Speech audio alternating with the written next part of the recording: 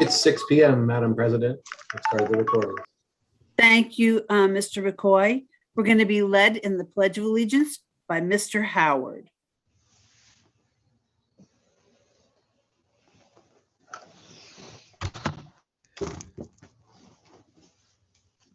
Got to turn your mic on, sir. I pledge allegiance to the flag of the United States of America and to the republic for which it stands, one nation, under God, indivisible, with liberty and justice for all. Let's take a moment to reflect on our community, on our world, and everything that's going on around us today. Thank you, Madam President.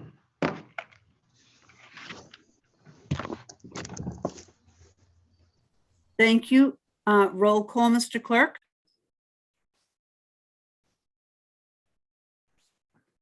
Ms. Burton? Ms. Green?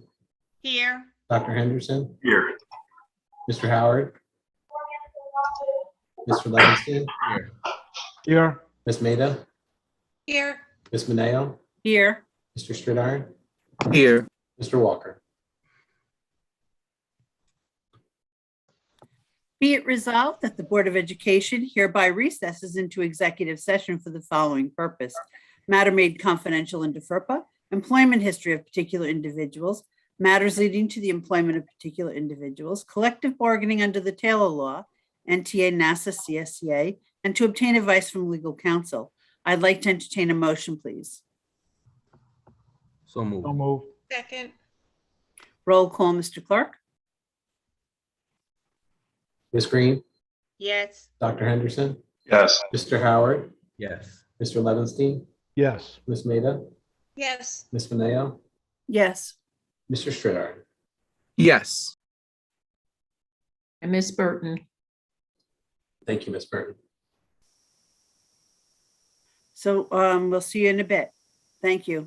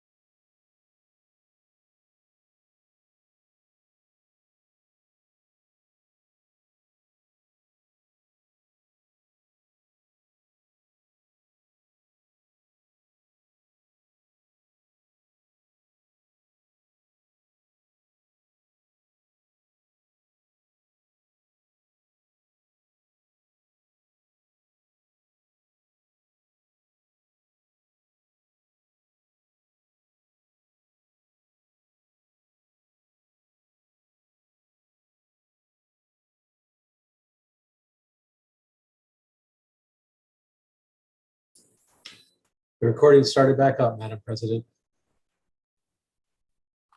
Thank you, Mr. McCoy. Welcome, everyone, and sorry we're a few minutes late. I'm going to turn this over to our acting superintendent, Mr. Forget. Thank you, Madam President. This evening we have two presentations. We're going to start with Mr. Bear sharing an update on our pandemic response. Mr. Bear? Evening, board members, senior team, and those watching from home. As we had discussed at the last board meeting, it's our intention to provide updates at least once a month, maybe every other week, just to give an idea of where we are with regard to our COVID numbers and where we are in terms of our policies and fulfilling the Department of Health's requirements of us as a district. So I had provided some of this data last time, and this is just an update of where we were last time, just continuing on from before. So at the last meeting, I reported week 1 and 2 of those employees that were tested. I've now added week 3 and 4 just to give an update as to how many we're testing weekly. You can see we've tested almost 925 or so, and we've only had 5 positive cases. Prior to that, the vaccination, I just wanted to remind folks, well, it's a little late to remind them because it's tonight, but today we had our 6th vaccination drive at NFA Maine. I believe there were 41 people scheduled to get their first vaccination, which means we brought our number over 700 people that we've helped to vaccinate through our drives. So again, I give Dr. Roman and our nursing students up at NFA North a lot of credit for pulling this off. Next slide. So this again is, I'll continue to do this just to give some check-in as to where we are with our COVID numbers. So these are 3 points in time. Again, numbers do tend to roll over because people are quarantined for up to 10 days. So you can see that we've held pretty steady in terms on the left, our positive cases. We see 3 teachers on October 1st, 2 teachers on October 7th, and again, 2 teachers October 8th who tested positive. And again, those come to us from the outside. We do not test teachers for this, with the exception of the screenings, but they're really expected to come from the outside, not the inside. And then you can see the staff, 3 on October 1st, 1 on October 7th, and again, a 1 as of October 8th. As far as quarantines, again, you can see that they've held steady. We reached 118 on October 1st. And as of October 8th, it's 88. We do have preliminary reports from today that they appear to be somewhat lower even than that. But again, this is a work in progress. We do contact tracing, sometimes through the night, just so you know. I give the administrative staff and Sharon Patsalos a lot of credit because the process of contact tracing and determining who should be quarantined is it's an around the clock process. Sometimes that information comes from the outside, from the Department of Health, and oftentimes it's our own staff who have to help and assist with that process. So that just gives you a sense that we are holding pretty steady. Next slide. So I'd like to also have this opportunity to update the board. On September 2nd, there was a resolution, a commissioner's determination to do 3 things. So the 2 slides that are about to be presented talk about the 3 requirements with regard to COVID screening. The first one indicates that we are required to test all staff, teachers and staff, at least weekly, where there is a CDC numbers, where the COVID numbers are low, moderate, substantial, or high. And then teachers may opt out, giving us evidence of the fact that they've been vaccinated. So that's really important. We are not mandated testing on all staff based on this determination. The point of this is what we're already doing, is that we are testing our unvaccinated staff. So the outcome of this process by which we would require testing for all staff and all teachers would lead then to the idea that we're trying to determine who is vaccinated, who's not. And as long as staff provide that proof, they can opt out of this process. So in a lot of ways, when the board made that resolution on August 10th, they were kind of proactive in what this requirement consists of in testing the unvaccinated. The other 2 that are mentioned here, I just lifted the language directly out of the determination. We are to offer screening tests to unvaccinated students on a weekly basis in geographic areas, again, that are either moderate, substantial, or high. So, and then the second part of that is that we are to offer either directly or a referral to diagnostic testing. And I'll explain to you where we're at with that. Tomorrow, as long as the board is comfortable with this process, we will be issuing letters publicly to employees explaining the process by which testing will be required unless they provide proof. In addition to that, we will provide a letter to all families that they can ask to have their children tested on a weekly basis for the unvaccinated students and that will include a consent form that gives us permission to test their students or their children on a weekly basis. So the third part, go back one more. The capacity to either provide testing or refer testing for diagnostic purposes, that would be for staff that might have been in close contact or might be symptomatic. We do not have access to diagnostic testing. BINEX is not considered to be a diagnostic test. It's clearly used just for screening purposes. We would have to secure PCR tests, and right now there's shortages everywhere. So under this, we've agreed that we're going to provide a referral. So parents will have a link to any low cost or no cost health facilities in the area where they can get testing if they are in close contact and or symptomatic. So I explained that letters will be sent out that will explain the requirement tomorrow. Again, I mentioned that parents can opt out. I mentioned also that employees will have to show proof. We're trying to come up with a seamless process by how that proof will be provided. We are not interested in collecting that proof, but simply having staff provide that proof. We don't want to violate any privacy rules with regard to that. We will continue to screen the unvaccinated employees on a weekly basis as we've been doing. And like I said, we will provide the list because BINEX is not a diagnostic test. So just to explain some of the challenges we run across, we've been working the phones tirelessly. Give credit to Mr. McLemore, Pedro, Sharon. We've been calling, trying to get a sense of how this will all, they put this expectation in place, and we've been waiting on some implementation plan.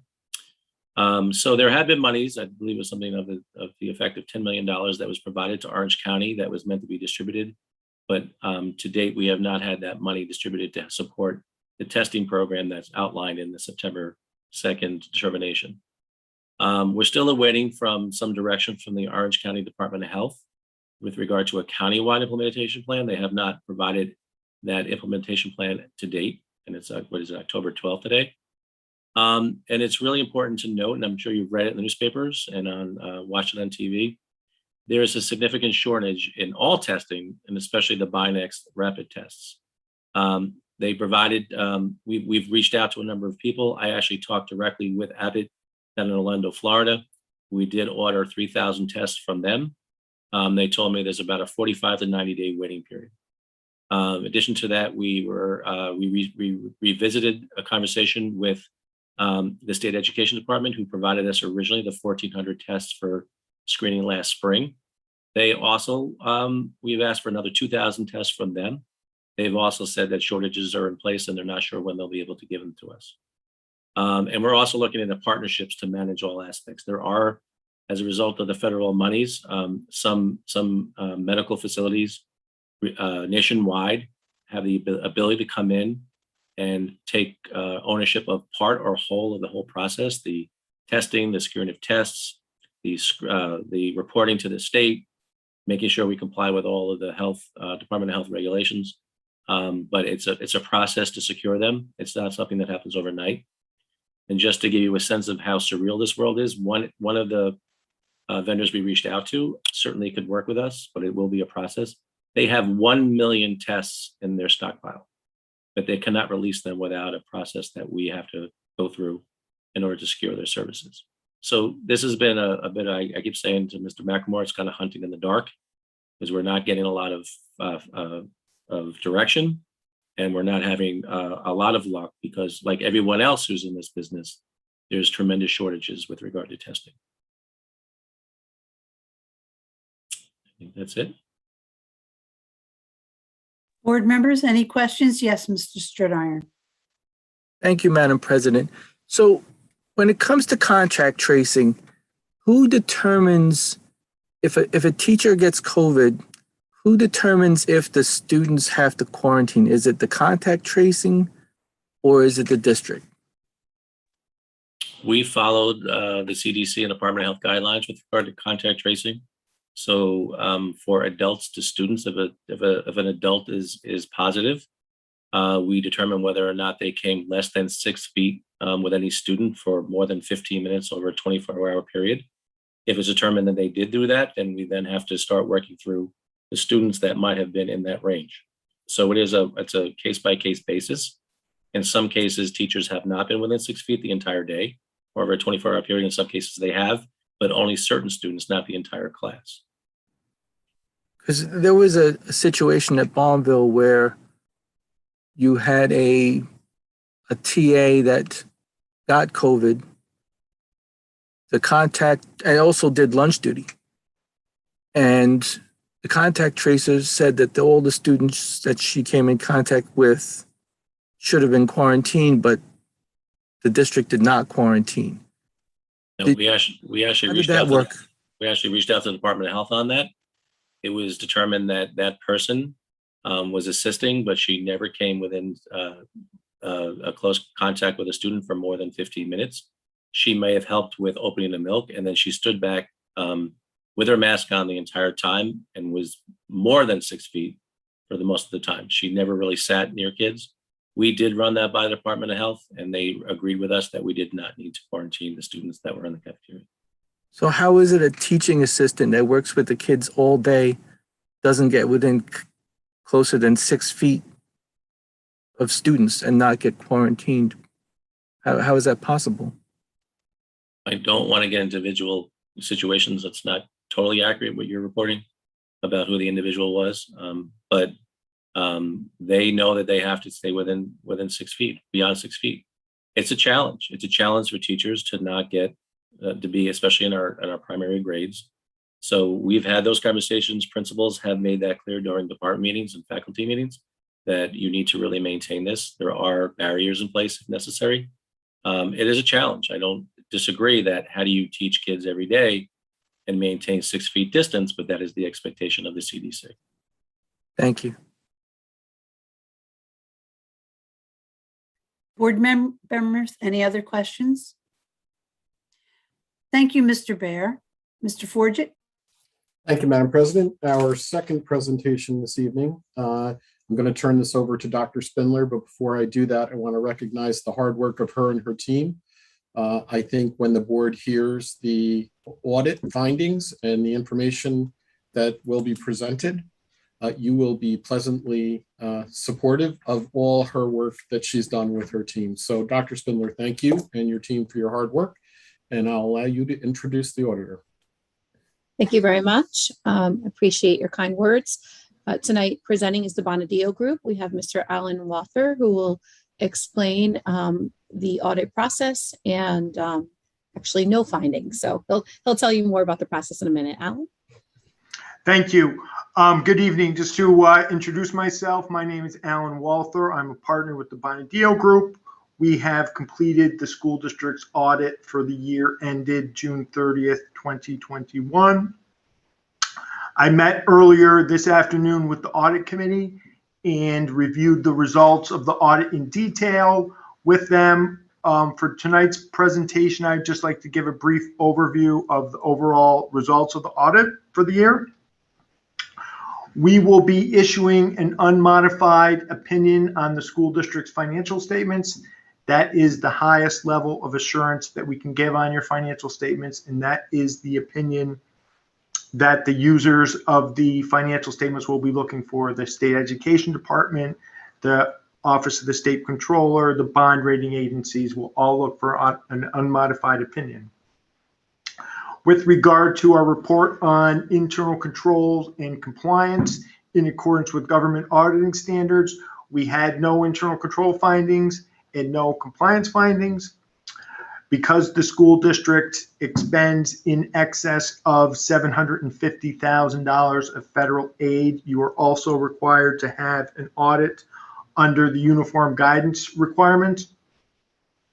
And with regard to the uniform guidance audit, also no internal control findings and no compliance findings. We would also like to thank the business office. The audit is a collaborative effort. We came down and we did field work with 3 people for 4 days, and then we did the rest of the audit remotely. But thank you very much to Dr. Spindler and her staff for all the assistance in performing audit. Some of the financial statement highlights, just very briefly, the school district's general fund balance as of June 30th, 21 was $68.5 million, of which $53 million of that was restricted and $11.7 million of that was unassigned. And that unassigned fund balance is within the New York State's limitation. Your school lunch fund ended the year with a fund balance of $4.9 million, and your capital projects fund ended the year with a fund balance of $18.7 million.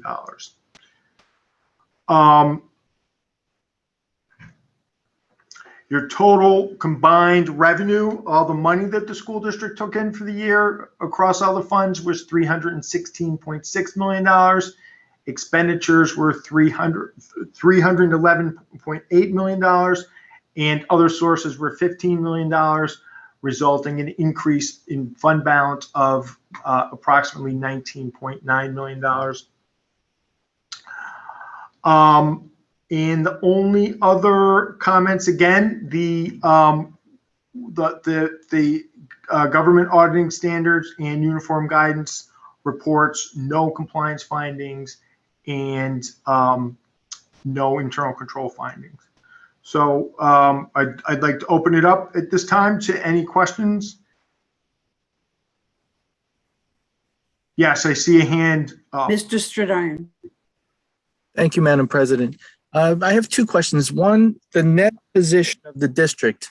Did you go over the change in net position from last year to this year? So the net position of the school district is, hang on one second, I'm just going to look it up on paper.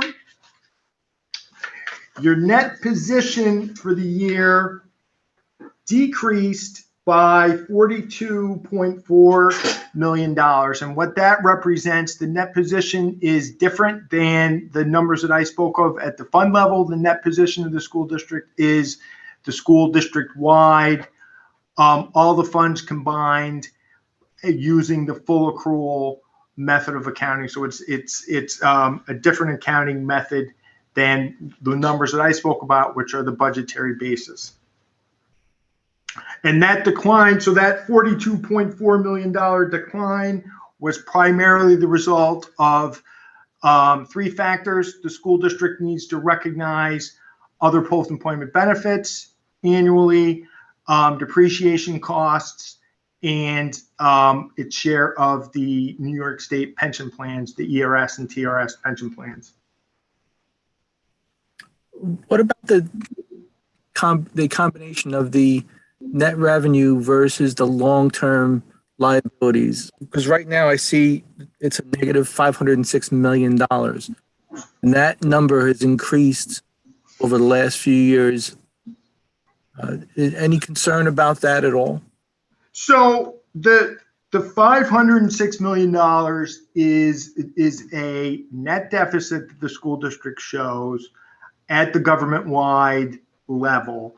And what that represents, again, is the full accrual method. And the reason for that very large deficit is because the school district is required to recognize as a long-term liability all of its other post-employment benefits obligation, which is in excess of $800 million, even though each year annually, as Dr. Spindler and her staff create the budget, the retirees' health insurance costs are included in the budget. You have to recognize that entire liability on your statement of net position now, causing a significant deficit. The last question is, do you audit the federal grant money that the district receives and then expends? And have you found any irregularities in that grant money expenditure? So we do. We audit the uniform guidance audit pertains to the school district's federal grant spending, which was approximately $20 million during the year. And as my comments earlier, we did not find any findings with regard to the testing that we did. So you don't look at every single expense, you just look at an overall large expenditures.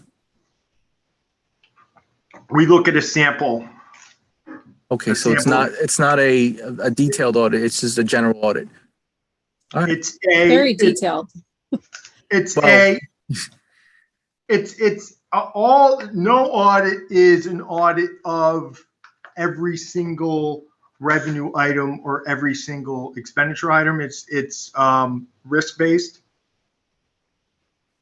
So basically, if you had a $1,500 expense, if it didn't show up that year, you're not going to catch that. If it was not selected, I mean, I'm not sure what the question is, but if it was not, if it was not tested, then it wouldn't be caught. Thank you. Board members, any other questions? Dr. Ellen, I'm Spindler? sorry. Thank you very much. You're doing a great job. Thank you, I think. You have a question? Go ahead. I just want Alan to elaborate, although if that's not found in the testing, the $1,500, that wouldn't be considered a materialized item in an over $300 million budget. Correct. Okay. Mr. Forget? Thank you, Madam President. I have two additional items for consent, items 2.3 and 2.4. Would any member like to separate out any of these items?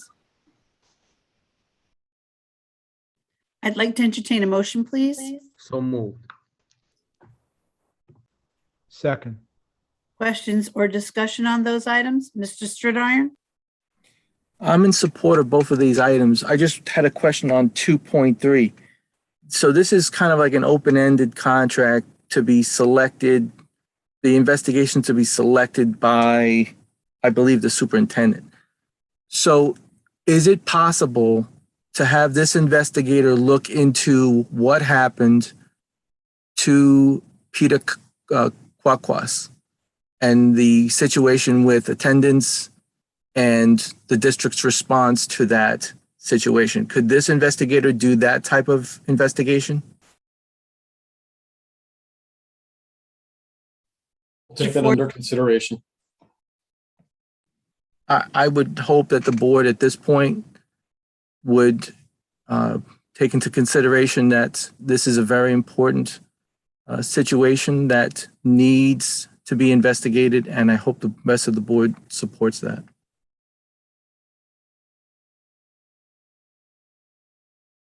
Any board members like to comment? Well, I'm going to comment. I think that if the district was in any way involved, that the investigation that has taken place we would have been in the newspaper. We would have been charged with something. But are you asking me to poll the board to see if they are in favor of this? The only thing that would be fine for me. I just know that not exactly everything that the criminal justice system asks for is, they don't know the educational system. They might not have known what to ask for. I know as a board member what should be asked for, and if the private investigator or the investigator that the board hires can look into our systems and our processes to make sure that everything is done in a way to protect kids, that would be important. Mr. Howard? Yes, Madam President. So just for clarification, something you said is something that I was going to reflect on. So this was an 8-month investigation. I'm sure if there was any culpability on behalf of the district, that would have came out in the investigation. But bigger than that is what Mr. Stridiron is asking to investigate from a criminal standpoint, or just I'm confused on what he's asking. Is it criminal? Or negligence process? Or Process. I'm asking for investigator to examine our processes and what happened in this situation and make recommendations to improve the processes in the district. Okay. So I'm going to poll the board and see if they want to go along with that. Mr. Howard, you're first. No. Okay. Mr. Levinstein. I think this should be left to the law enforcement agencies. No. Mr. Walker. No. Mrs. Maida. No. Mr. Stridiron. Yes. Mrs. Burton. I just need some clarity. Is Mr. Stridiron, is he suggesting that this person be the one to do that? Yes, he is. Then no. Ms. Green.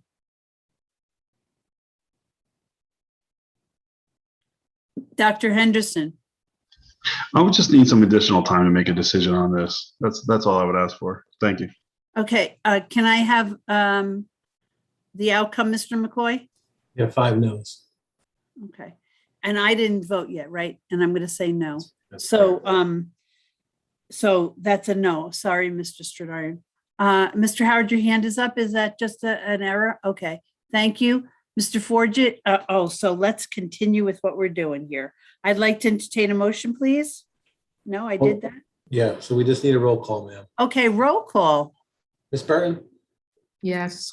Ms. Green, Yes. Dr. Henderson, Yes. Mr. Howard, Yes. Mr. Levinstein, Yes. Ms. Maida, Yes. Ms. Mineo, Yes. Mr. Stridiron, Yes. Mr. Walker. Yes. Thank you, Madam President. That concludes my items. Thank you, Mr. Forget. We're now at the section of the agenda for public discussion and comments on agenda items. Please refer to the regulations regarding discussion and comments. Mr. McCoy, do we have agenda items? You have nobody signed up for agenda items, ma'am. Okay, so let's continue, please. We're going to go to board committees. Ms. Maida is going to do curriculum and instruction committee. Thank you, Madam President. On Wednesday, October 6th, Curriculum Committee had their October meeting. We had several resolutions, which you will see on the agenda this evening. We also had our directors give thorough presentation on the summer curriculum writing and the process or the progress that they're making. This remains a work in progress, but we are moving in the right direction. Again, once again, thanks to all of the people involved. Ms. Flout, our Director of Instructional Support, discussed the multi-tiered system of support for our students, which is RTI and AIS students, and the necessity for targeted intervention, and she talked about the consistency that's very necessary. Thank you. Thank you, Mrs. Maida. We're going to move on to Exceptional Learners Committee. Mrs. Burton. Thank you, Madam President. Exceptional Learners Committee, we met on October 6, 2021, and we had several items that were covered. Some of those were resolutions that are before your consideration for tonight. Another, we had a report summary about the summer professional development that was offered for lots of folk, including social emotional learning, for teachers to help them support SEL in classrooms. We had a restorative practices, turnkey, train the trainer this summer. Also multiple tier support services, MTSS for school building representatives, trauma-informed care, Naviance for school counselors, dialectic behavioral therapy for social workers, psychologists, and elementary counselors. And so that was a lot for PD this summer. very, very nicely done. Thirdly, we revisited and discussed further exceptional learners and pupil personnel services 21-22 priorities and how they relate to the American Rescue Plan supporting our exceptional learners, pupil personnel services, and SEL. We had a special ed data report, which was fabulous, and it gave us a really good indicator of some of our dropout rates, graduation rates, enrollment, referral. It was just a wonderful opportunity to have this kind of transparency. And it was really interesting to learn that that approximately 500 students a year are serviced through testing and that kind of thing. And so I think that was it. Thank you. Thank you, Mrs. Burton. We're going to move on to today's meeting, Audit and Finance. Mr. Levinstein. Thank you, Madam President. Yes, so the Audit and Finance Committee met at 5 p.m. tonight. We discussed resolutions 8.1 through 8.12 that's on the finance agenda tonight. We discussed resolutions 9.2 through 9.4 on the human resources agenda tonight. We also discussed the internal auditors' recommendations and Heritage Middle School bids. And that's it. Thank you, Madam President. Thank you, Mr. Levinstein. We're now going to move on to our Assistant Superintendent for Curriculum and Instruction, Mrs. Moriarty. Thank you, Madam President. Curriculum instruction at the elementary level presents to you items 5.1 through 5.7 as consent agenda for your consideration this evening. Would any member like to separate out any of these items? I'd like to entertain a motion, please. So moved. Second. Questions or discussion on these items? Roll call, Mr. Clerk. Ms. Green? Ms. Green? Yes. Thank you. Dr. Henderson? Yes. Mr. Howard? Yes. Mr. Levinstein? Mr. Levinstein? Yes. Ms. Maida? Yes. Ms. Mineo? Yes. Mr. Stridiron? Yes. Mr. Walker? Yes. Ms. Burton? Yes. Thank you, Madam President. That concludes my items. Thank you, Mrs. Moriarty. Mr. Levinstein, you have your hand up. Do you have a question? I did want to put forth a resolution in your section that was just passed. I don't have a section. It's okay. Is it okay to go forward with this? Let's hold on till the end. Okay, so let's get through Okay. the rest of the agenda and then I'll make sure I'll call on you, okay? Okay. Thank you. Let's move on to our Assistant Superintendent for Curriculum and Instruction, Secondary, Mrs. Soto. Thank you and good evening, Madam President. Our Curriculum and Instruction Division presents to you Agenda Item 6.1 for the board's consideration and consent. I'd like to entertain a motion, please. So moved. Second. Second. Questions or discussion? Roll call, Mr. Clerk. Dr. Henderson? Yes. Mr. Howard? Yes. Mr. Levinstein? Yes. Ms. Maida? Yes. Ms. Mineo? Yes. Mr. Stridiron? Yes. Mr. Walker? Yes. Ms. Burton? Yes. Ms. Green? Yes. Thank you, Madam President. That concludes my items for this evening. Thank you, Mrs. Soto. We're going to move on to our Assistant Superintendent of Exceptional Learners, Mr. Bayer. Thank you, Madam President. The Division of Exceptional Learners has 2 items for the board's consideration on a consent agenda. Would any member like to separate out any of these items? Okay. I'd like to entertain a motion, please. So moved. Second. Questions or discussion? Roll call, Mr. Clerk.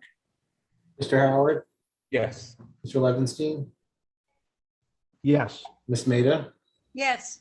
Ms. Mineo, Yes. Mr. Stridiron, Yes. Mr. Walker, Yes. Ms. Burton, Yes. Ms. Green, Yes. Dr. Henderson. Yes. Thank you. That concludes my items. Thank you, Mr. Bayer. We're going to move on to our Assistant Superintendent of Finance, Dr. Spindler. Thank you, Madam President. Finance presents to you and the board items 8.1 through 8.12 as a consent agenda for your consideration. Would any member like to separate out any of these items? Yes, Mr. Stridiron. Yes, item 8.11, please. Okay, thank you. Any other board members like to separate out anything else? So I'd like to entertain a motion on all but 8.11. So move. Second. Questions and discussion? Roll call on those items, Mr. Clerk. Mr. Levinstein, Yes. Ms. Maida, Yes. Ms. Mineo, Yes. Mr. Stridiron, Yes. Mr. Walker, Yes. Ms. Burton, Yes. Ms. Green, Yes. Dr. Henderson, Yes. Mr. Howard. Yes. Let's move on to that item 8.11. I'd like to entertain a motion, please. So move. Anybody second? Second. Thank you. Questions or discussion? Mr. Stridiron. Thank you, Madam President. Can the board be provided with the occupancy reports for the Bondville school that's sent to New York State Education Department every year? I believe those reports have the total square footage of the buildings, and I'd like to see if those reports included the old Bondville school in the calculation for funding for occupancy of buildings. But that doesn't have to come tonight. It can come at a later time, maybe next week. Those reports are probably easily found. I am against the demolition of the old Bondville school. I know that the building is in bad shape, but it is a strong structure. There is no actual engineer's report, a structural engineer's report that says it's not structurally sound. And it does have a historical significance, and I would like it preserved and restored into an educational purpose. Thank you. Any other questions or comments on this item? Roll call, Mr. Clerk. Ms. Maida,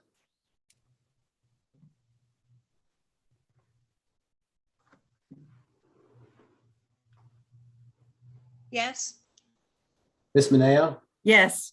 Mr. Stridiron, No.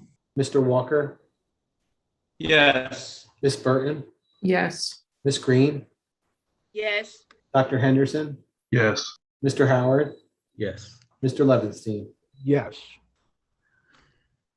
Thank you, Madam President. That concludes my items for this evening. Thank you, Dr. Spindler. We're going to move on to our Assistant Superintendent of Human Resources, Mr. McLemore. Thank you, Madam President. On the Human Resources agenda, I have items 9.1 through 9.23 for your consideration on tonight.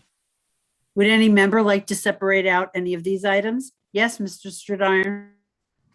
9.21, please. Anyone else? I'd like to entertain a motion on all but 9.21. So move. Second. Questions or discussion on those items? Roll call, Mr. Clerk. Ms. Mineo, Yes. Mr. Stridiron, Yes. Mr. Walker,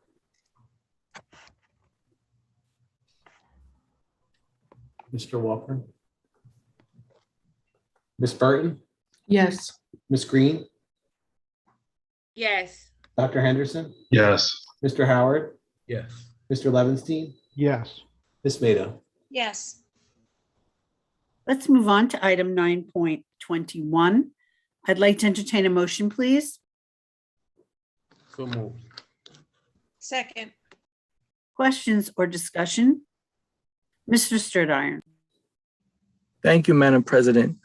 So I see the two job postings. The first one was August 27th that had about a 6-day time period for replies. And then the next posting was September 30th, 2021.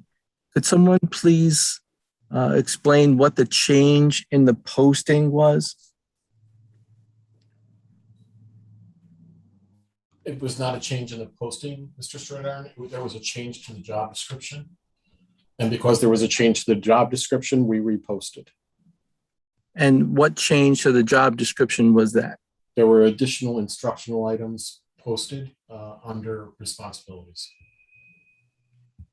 And so I see that there were about 3 or 4 additional people that applied in the second posting. Between the first posting and the second posting, are any of those people that were applying internal candidates, or were they all external candidates?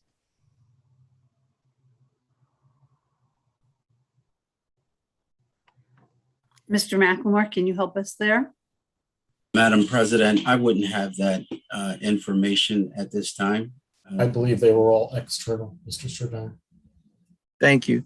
So when we interview for positions, the district is an equal opportunity employer. Is that correct?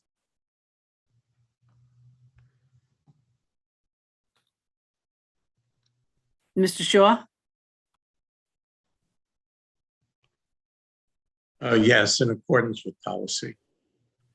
So part of being an equal opportunity employer is that the people that are applying for the job have an equal opportunity at a fair process.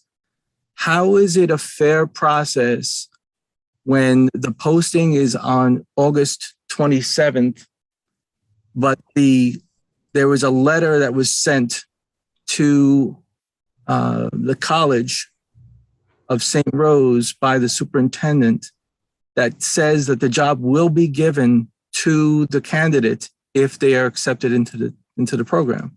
How is that a fair process when a month and a half before the posting, the job is already given to a candidate? You're telling everyone who's applying for this job it's equal opportunity, but right there, it can't be equal opportunity when the candidate is already selected by the superintendent. And can Mr. Shaw explain that, how that's equal opportunity? Mr. Shaw? I would give legal advice in an executive session. Can we, I guess it would be temporarily put this on hold, this vote, until we get advice from legal counsel? Well, it depends on what everybody wants. If everybody votes to keep it as is, then no. Right? Oh, yeah. So let's do it. Does anybody else have any questions? And then we'll do a roll call. If there's a no vote, then we'll take it into executive session, okay? Because we're going to have another executive session. Mr. McCoy, can you help us there? Am I saying the right thing? There's currently a motion and a second on the floor to vote on 9.21, ma'am. Okay, Motion to table this item? I need a second. I'll second. Okay, roll call to table. Mr. Stradar, Yes. Mr. Walker, No. Ms. Burton, Yes. Ms. Green, Yes. Dr. Henderson, Yes. Mr. Howard, No. Mr. Levinstein, No.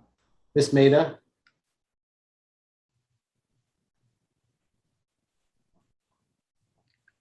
Ms. Maida, You're muted, Mrs. Maida.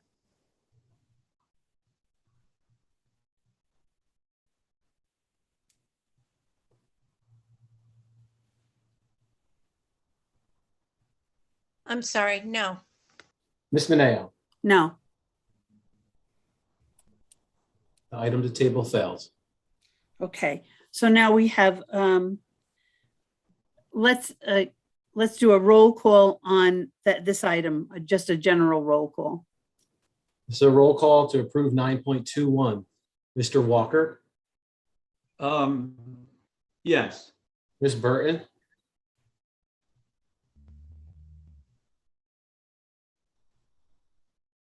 Ms. Burton, I'm going to abstain. Ms. Green, No.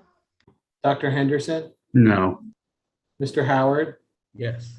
Mr. Levinstein, Yes. Ms. Maida, Yes. Ms. Mineo, Yes. Mr. Stridiron. This isn't a legal hire. It's a no. That item passes. Thank you. That concludes my items, Madam President. Thank you. Thank you, Mr. McLemore. We're going to move on to the clerk of the board. And after he does his item, Mr. Levinstein, you can bring up your item, okay? So, Mr. McCoy. Thank you, Madam President. I have the approval of the minutes from September 28th, 2021. I'd like to entertain a motion, please. So moved. Second. Questions or discussion? Roll call, Mr. Clerk.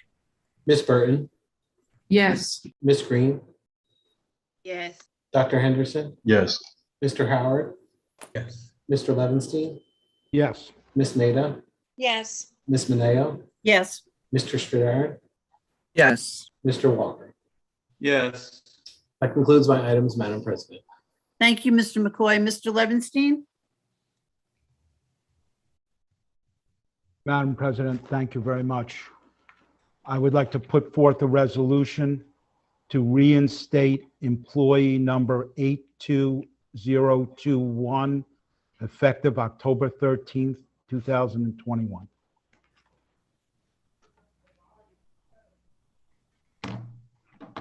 Second. Mr. Shaw, I think I need your help here. There would have to be a motion and a second to add it to the agenda, roll call. And then if it is added, a roll call vote on the resolution. Okay. Okay, but I'm not sure that everybody understands what this motion is about. Okay, so yes, go ahead, Mr. Shaw. You can poll the board for understanding, and if they don't, the matter might be reserved for after the executive session. Thank you. I'm going to poll the board to see if you understand what this resolution is about. So let's start with Mr. Levinstein. Yes or no? Do you understand this resolution? Yes. Mr. Walker? Yes. Mrs. Maida? No. Mr. Stridiron? I understand what this is. Okay. Mr. Howard? Yes, I understand. Mrs. Burton? No. Mrs. Green? Yes. Dr. Henderson? Yes, but I would prefer for it to be discussed in the executive session. Okay, so how many is that? And I think I understand it, but I prefer for it to be discussed in executive session. What's the tally, Mr. McCoy? You have 7 that understand. You had Ms. Maida and Ms. Burton that did not understand. Okay, Mrs. Maida, you have your hand up. I can't vote on this then because I don't know what it's about. Sorry. Madam President, I will pull it back till we have a discussion where everyone may understand it, if that's okay with you. So let's discuss it in an executive session and then we can come out and revisit that when we come out again, okay? Very good. That fair? That's Okay. more than fair. So right now, we are at the portion of the agenda for public discussion on non-agenda items. Please refer to the procedure sheet. Mr. McCoy, who do we have? We have two people. One person submitted their comment in writing. I will read it. This comment comes from Ms. Justino. Good evening, everyone. I come to you tonight on behalf of the Temple Hill Academy PTO and families. As parents, we feel communication during this global pandemic is a must to safely educate our children. We understand.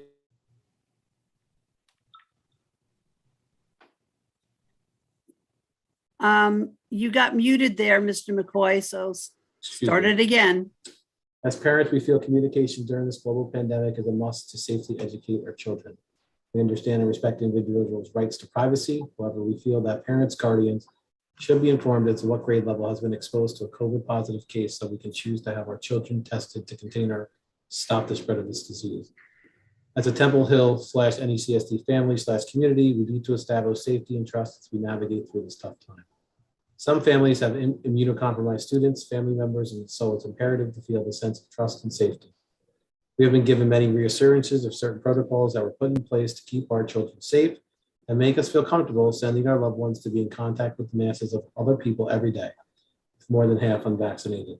With so many students crowding the halls, not being properly socially distanced, and parents not being informed of what area of school had a positive COVID case, it makes it hard to decide if our children need to get tested or should be in school. We agree our children need to be in school. However, our priority is to protect them in every way possible. Our children have told us when switching classes in grades 6 to 8, they have gathered in overcrowded hallways. Our children cannot afford here to fall behind and absolutely should not be constantly exposed, which then exposes family, friends, and other children. In addition, we need a clear learning protocol for students who are COVID positive or quarantined to share the plan with families.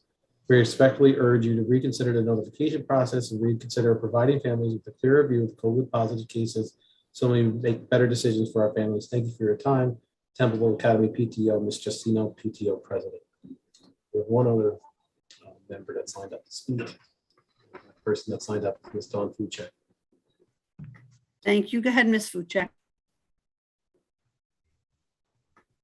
You're muted, ma'am. Okay, can you hear me? Yes. Yes. Okay, all right.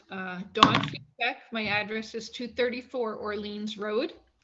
I'm going to start my comments this evening by saying, just because you can doesn't mean that you should.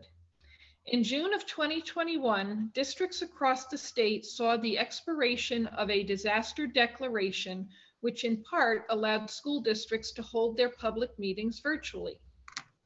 Subsequently, on July 14th, in public, there was a special meeting held by this board. On that agenda, under the Assistant Superintendent for Human Resources, item 6.6 called for the authorization of the board president to execute an addendum agreement with the superintendent, which extended his contract for an additional year, as well as giving him a $30,000 raise.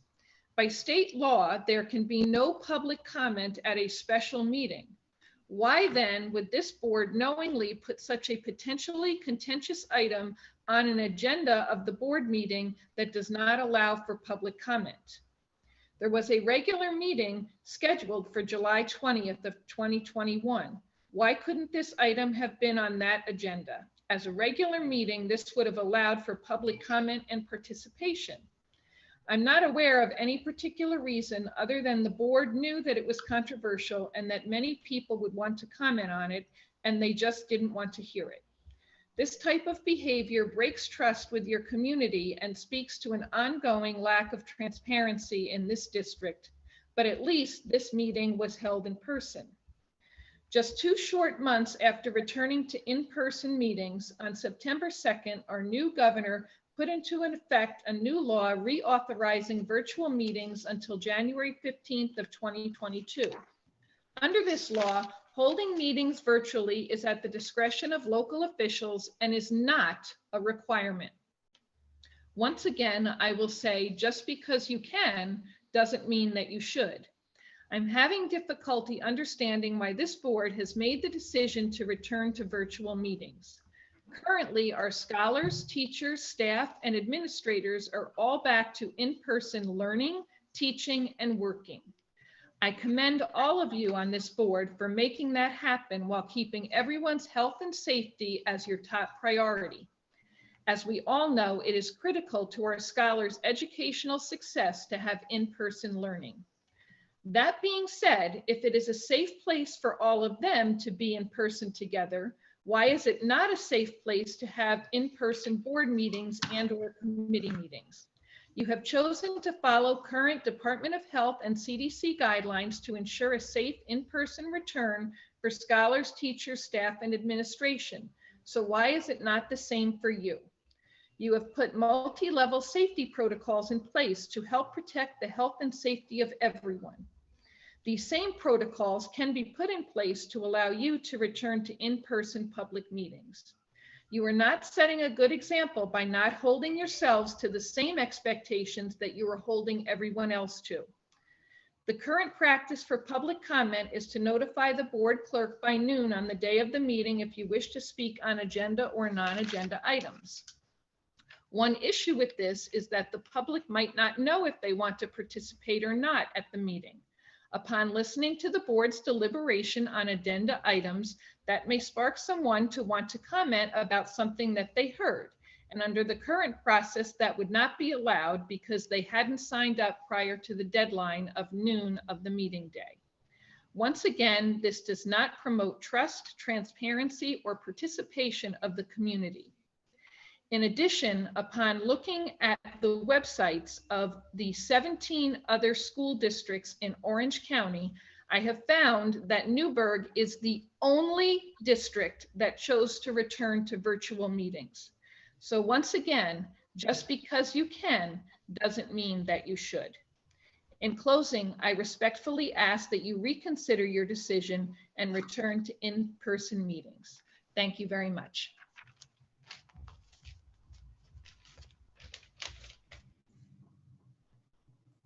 Mr. McCoy, I believe we have one other person that wanted to speak, don't we? That's it, man. No, I thought we had Mrs. Burton. Oh, yeah, that's okay. Go ahead, Mrs. Burton. Thank you, Madam President. Good evening. My name is Ramona Burton. I reside at 124 Guinea Avenue here in Newburgh. Yesterday, on the second Monday of October, we traditionally observed Columbus Day. The first Columbus Day celebration in the United States took place in 1792 when New York's Columbian Order held an event to commemorate the historic landing's 300th anniversary. According to William Connell, a professor of Italian American history at Seton Hall University, the 1792 celebration of Columbus's landing was a white Anglo-Saxon Protestant holiday celebrating the new country, new land, and our separation from European nations. Starting in the second half of the 19th century, as more Irish and Italians immigrated to America, they embraced Columbus as a pathway to validate their emerging communities. In New York City, a distinctly Italian-American Columbus Day event was held in 1866, sponsored by a local chapter of the Italian Sharpshooters Association. In 1882, a group of Irish Catholic priests founded a fraternal group called the Knights of Columbus, which grew to have a heavy Italian-American membership. It's a measure of how much respect Columbus had, says Connell, that the Irish Catholics saw Columbus as a path to legitimization, just as the Italians would. In 1892, President Benjamin Harris issued a proclamation marking the 400th anniversary of Columbus's voyage with patriotic festivities. Early Italian immigrants facing intense discrimination had good reason to embrace Columbus, putting an Italian face on the hero of America's original story, which gave them a powerful symbol of their own Americanness.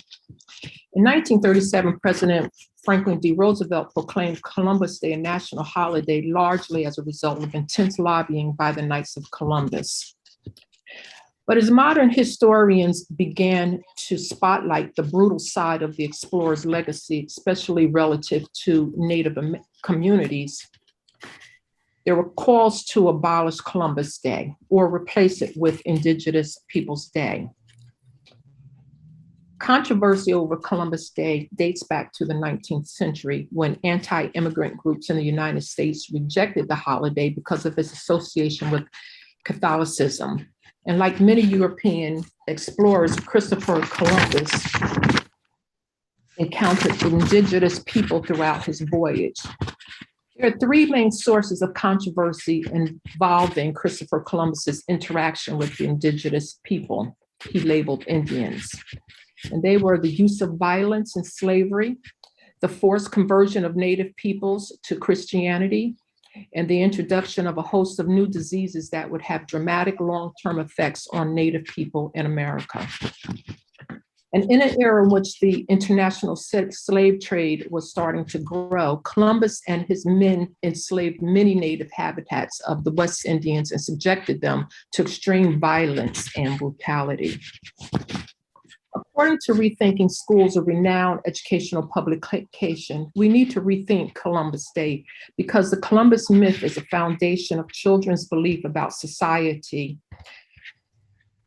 And Columbus is also often a child's first lesson about encounters between different of the European invasion of North America. Some believe it's not enough to celebrate Indigenous Peoples Day and believe we need to let the world know that we refuse to celebrate Columbus Day for what it means. It represents the first day of genocide that has continued for over 500 years.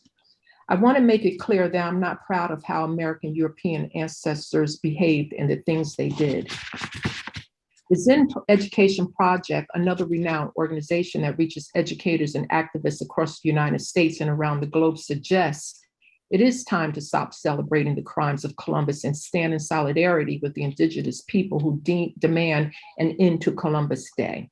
Instead of glorifying a person who enslaved and murdered people, destroyed cultures, and terrorized those who challenged his rule, they seek to honor these communities, demanding sovereignty, recognition, and rights. And we encourage schools to petition their administrators for the community for communities to introduce legislation to rename Columbus Day to Indigenous People Day. I am pleased by Newburgh City Council's consideration to rename the day Indigenous People Day. Last Friday, President Joe Biden issued the first ever presidential proclamation of Indigenous Peoples Day, lending the most significant boost to yet efforts to refocus the federal holiday celebrating Christopher Columbus toward an appreciative. Mrs. Burton? Yes. Your 5 minutes is up. Give it one more minute. Okay, One so more, with all, one so more with- second. All right, so with all that said, I know this is a sensitive topic that includes cultural identities, beliefs, and practices. And as we embrace culturally responsive, sustaining education, let's begin to have open and honest dialogue to ensure the Newburgh and Large City School District educators have the resources and information to tell the truth, stop celebrating the crimes of Columbus, and stand in solidarity with the indigenous people. With that said, on the first Monday in October in 2022, I expect our district's calendar to list Indigenous Peoples Day. Thank you. Thank you. Do we have anybody else, Mr. McCoy? No, ma'am, you do not. Thank you. Be it resolved that the Board of Education hereby recesses into executive session for the following purpose: employment history of particular individuals and to obtain advice from legal counsel. I'd like to entertain a motion, please. So moved. Second. Roll call. Ms. Burton, Yes. Ms. Green, Yes. Dr. Henderson, Yes. Mr. Howard, Yes. Mr. Levinstein, Yes. Ms. Maida, Yes. Ms. Mineo, Yes. Mr. Stridiron, Yes. Mr. Walker. Yes. We may be doing business when we return. Mr. Shaw, do you have a question? No, you're muted. You just covered the question. All question. right, I'm getting there. Okay.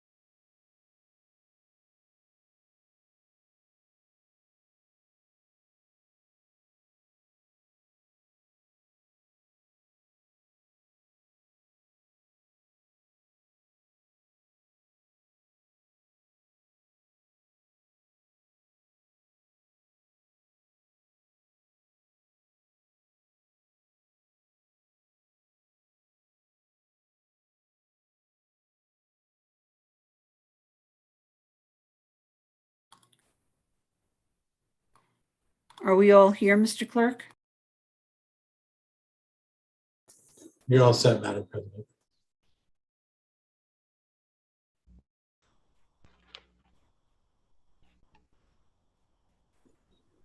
You're muted, man. Got it. Thank you. I'd like to recognize Mr. Levinstein. Thank you, Madam President. I would like to put forth a resolution to reinstate employee number 82021, effective October 13th, 2021. I need a second.